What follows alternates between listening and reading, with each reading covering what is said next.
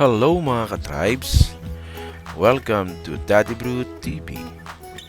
For today's video, let's have part 2 of an inverse functions. So for today, let's have representations of inverse functions. Now, there are two ways to represent an inverse functions. First, represent an inverse function through a table of values. Second, represent an inverse function through its graph. Now, let's define an inverse function with table of values and graph. The inverse of a function is a function with domain B and range A given that the original function has domain A and range B.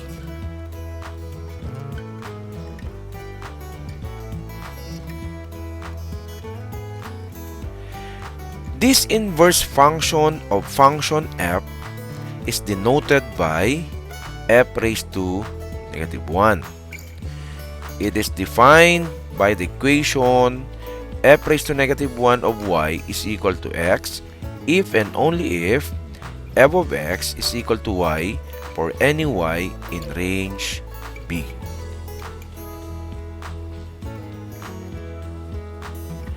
In using table of values of the functions, first we need to ascertain that the given function is a one-to-one function wherein no x values are repeated.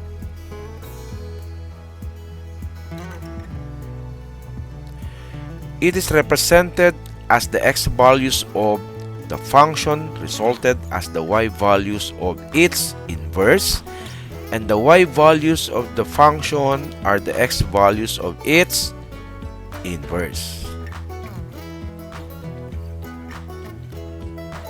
Also, the graph should correspond to a one-to-one function by applying the horizontal line test.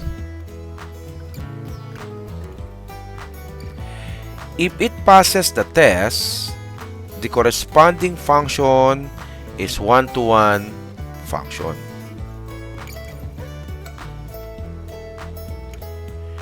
If given the graph of a one-to-one function, the graph of its inverse can be obtained by reflecting the graph about the line y is equal to x. Now, let's have example number 1.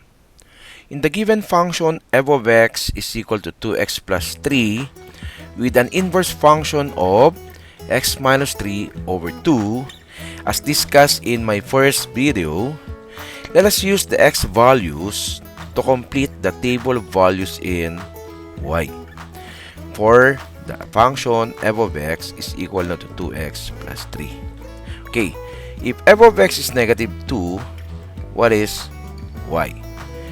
To determine y, just simply replace x in our function 2x plus 3. And that is now 2 times negative 2, that is negative 4 plus 3 is equal now to negative 1. If x is negative 1, that is 2 times negative 1 plus 3, that is positive 1.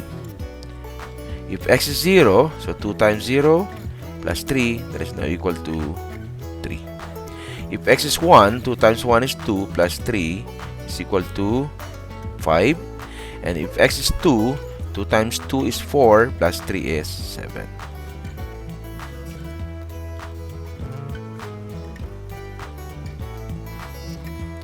Now, as you can see, if we plot the given table on a Cartesian plane, then the graph is a line.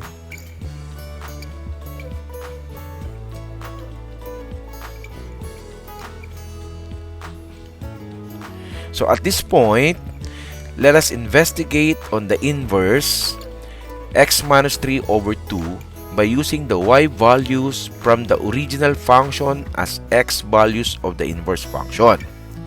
Take note, our x values now, the negative 1, 1, 3, 5, and 7, whose range of our original function will be our domain. And of course, the range of the inverse from negative 2 to positive 2 is our former domain of the original function. Then let's graph. Okay, graphing now the given table of values. As you can see, the graph is also a line, but it is below the origin. Now, let's observe.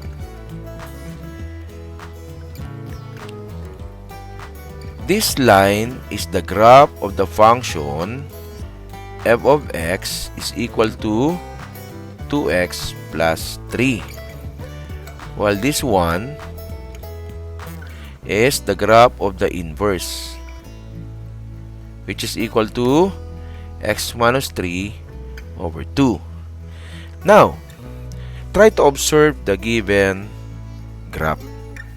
As you observe, there is a diagonal line represented by broken line across the origin to the point of intersection of the line 2x plus 3 and its inverse x minus 3 over 2. It means the graph of the function 2x plus 3 reflect about the line y is equal to x, meaning the equation of the broken line is y is equal to x, and the reflection is the inverse x minus 3 over 2. Okay?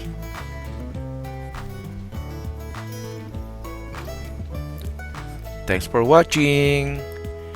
See you on my next video. Bye.